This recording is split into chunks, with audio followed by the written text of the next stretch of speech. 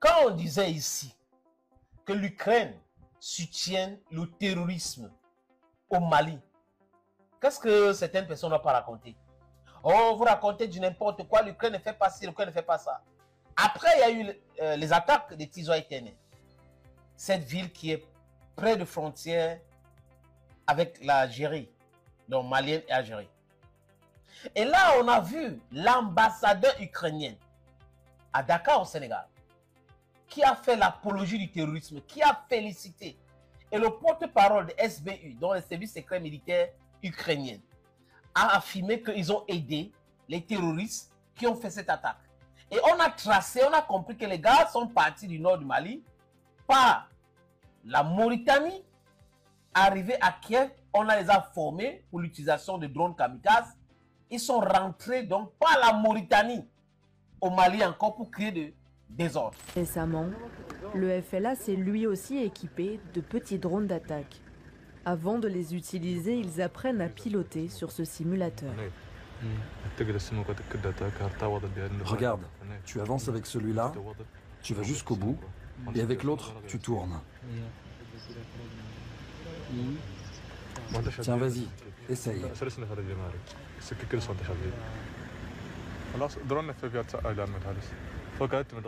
Je forme les débutants sur l'ordinateur avant qu'ils le fassent pour de vrai.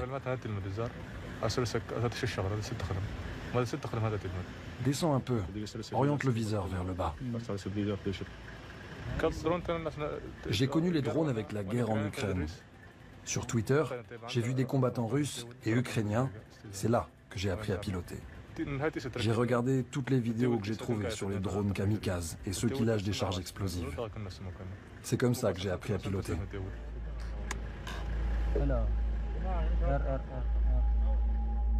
La veille de notre arrivée, le FLA réussit une frappe de drone sur un camp qui abrite des militaires maliens et des mercenaires russes.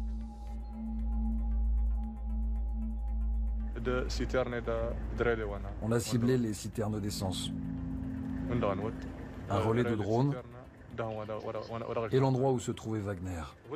Ça, c'était nos cibles. Nous fabriquons nos explosifs et nos drones kamikazes, mais je ne peux pas t'en dire plus.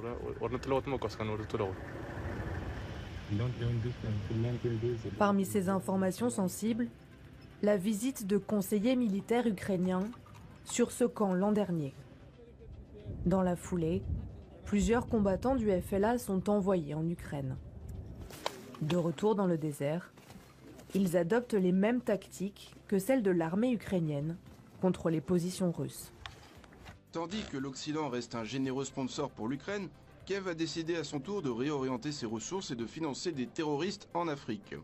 Ainsi, selon une source du journal Izvestia, dans une des sociétés militaires privées russes en Afrique, l'Ukraine aurait récemment effectué sa première livraison de drones aux combattants du groupe terroriste Forces démocratiques alliées, basé à la frontière entre l'Ouganda et la République démocratique du Congo. L'objectif est de déstabiliser les pays partenaires de la Russie. Non seulement les combattants africains reçoivent des armes, mais aussi des instructeurs ukrainiens forment les terroristes.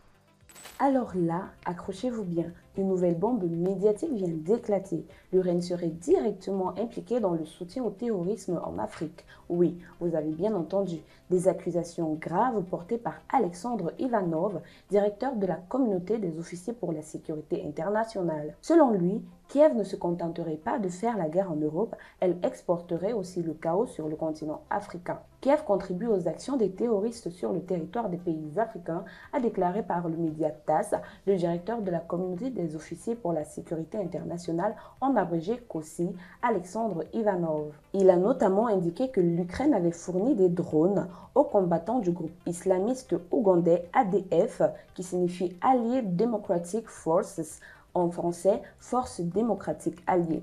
Des instructeurs ukrainiens à l'utilisation des drones auraient été repérés au Mali. Au Soudan, en République démocratique du Congo et en République centrafricaine, en plus d'être au Tchad. Dans ces pays, les combattants ukrainiens opèrent en étroite collaboration avec des terroristes locaux, en leur remettant des drones, notamment des Mavic 3 de construction ukrainienne, dotés d'un système de largage et en leur fournissant une formation. Ils coordonnent eux-mêmes les attaques des combattants contre les positions des forces gouvernementales et alliées, a expliqué Ivanov. Pour transférer du matériel militaire et des instructeurs à des groupes terroristes en Afrique, les services secrets ukrainiens utiliseraient la couverture diplomatique de leur ambassade. Les équipements et les militaires traverseraient les zones frontalières peu surveillées de la Mauritanie pour entrer au Mali. France, l'Europe et l'Amérique, avec tout leur système de renseignement, ils n'ont pas encore pu savoir ça.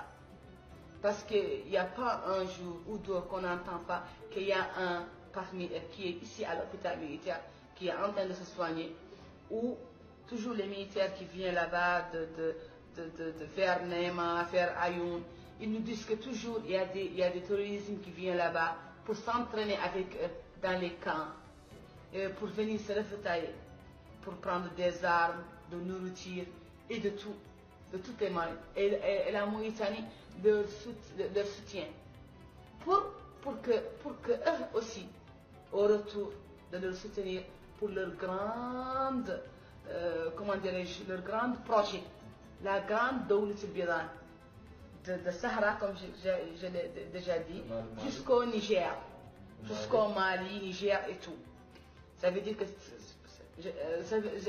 ici aussi je lance un appel pour leur dire que s'ils sont en train de lutter contre la terrorisme, il faut faire seulement des recherches. Moi, je les invite de venir, de faire des recherches pour voir. Ils vont voir avec leurs yeux et ils vont toucher.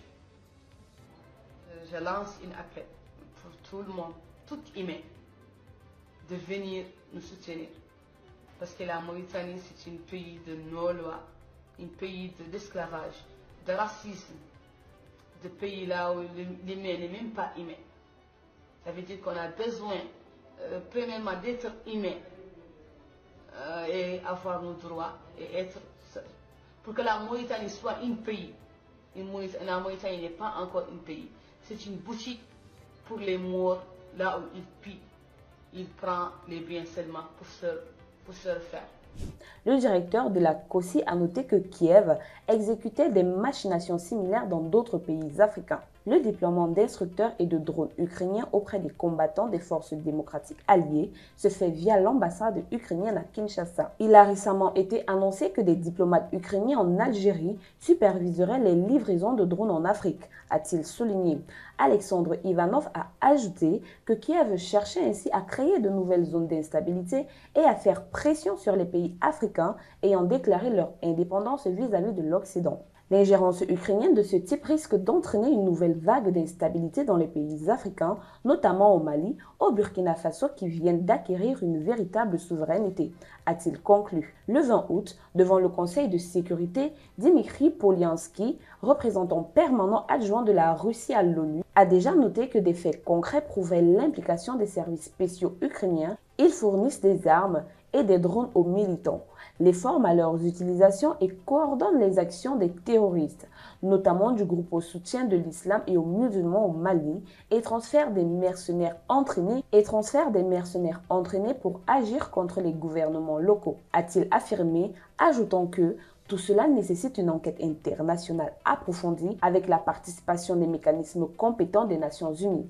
Des faits concrets indiquent clairement que les services spéciaux ukrainiens, notamment la Direction générale du renseignement du ministère de la Défense, sont impliqués dans des activités subversives dans les pays du Sahel et d'autres régions d'Afrique. Le chef par intérim de la mission russe a pointé du doigt le trafic d'armes, notamment occidentales, qui approvisionnent les conflits en Afrique. Nous ne pouvons ignorer le grave problème des armes tombant entre les mains des terroristes, a souligné Polyanski. Le rapport n'en parle que de manière indirecte, mais les faits parlent d'eux-mêmes. Lors des opérations visant à éliminer les cellules de l'État islamique, des entrepôts contenant des armes d'Europe occidentale et orientale ont été découvertes à plusieurs reprises. Ainsi, des armes occidentales fournies au régime corrompu de Kiev continuent de fuir vers des diverses régions du monde, y compris les zones d'activité de l'État islamique et d'Al-Qaïda, a insisté le diplomate. Plusieurs nations africaines, à l'instar du Mali, accusent Kiev d'agir comme une force déstabilisante de l'Afrique. L'État sahélien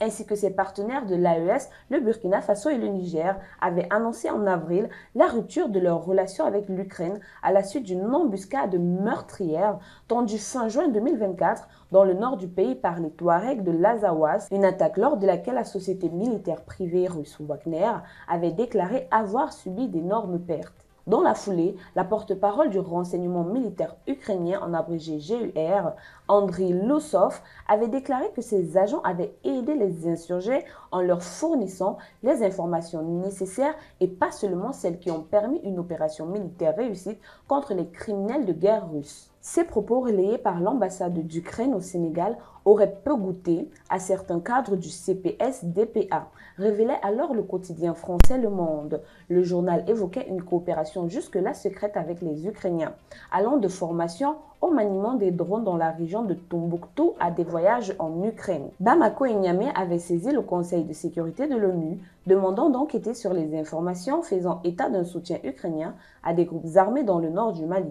À l'été 2024 également, le journal Komsomolskoïa Pravda avait assuré avoir obtenu des preuves de la présence des conseillers militaires ukrainiens en Afrique, en l'occurrence des agents des services spéciaux. Le conseil russe évoquait notamment une source au sein des conseillers militaires russes ayant partagé des documents trouvés dans la ville de Kidal, dans l'est du Mali, libérée en novembre 2023. En clair, alors que Kiev perd du terrain face à la Russie, elle chercherait à ouvrir un deuxième front en Afrique, en ciblant directement les alliés de Moscou.